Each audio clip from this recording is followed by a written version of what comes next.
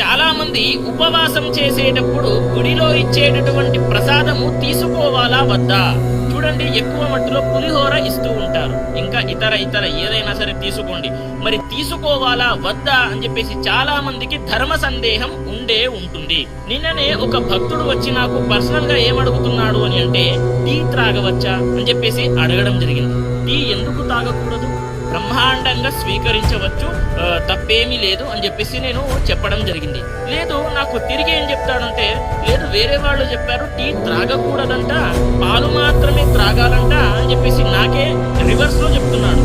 నువ్వు భగవన్నామ స్మరణ చెయ్యవు, భగవంతుని సేవ చెయ్యవు, భగవంతుని ఆరాధన చెయ్యవు, ముందుకు వెళ్ళవు. ఎందుకు అని అంటే, నువ్వు అది తినాలా, ఇది తినాలా, ఇది తాగాల, అది తాగాల, దీంట్లోనే ఉండిపోతావు, కానీ ముందుకు వెళ్ళవు అని చెప్పేసి నేను రివర్స్ లో చెప్పాను అన్నమాట.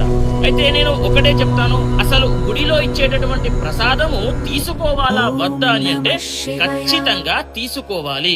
అది పులిహోర అయినా సరే, ఏదైనా సరే కొంచెం ఇస్తారు, ఇంత కడుపు నిండా పెట్టరు. ప్రసాదం అంటే కొంచెం ఇస్తారు కాబట్టి అది తీసుకొని భగవంతుని యొక్క ఆశీర్వాదం తీసుకోవాలి. వద్దు అనడానికి లేదు అనేటటువంటిది గుర్తుపెట్టుకోండి. తీసుకుంటేనే మంచిది, తీసుకుంటేనే ఆ భగవంతుని యొక్క ఆశీర్వాదం లభిస్తుంది అనేటటువంటిది అందరికీ తెలియజేయండి. స్వస్తి, సర్వే జనాః సుఖినో భవంతు.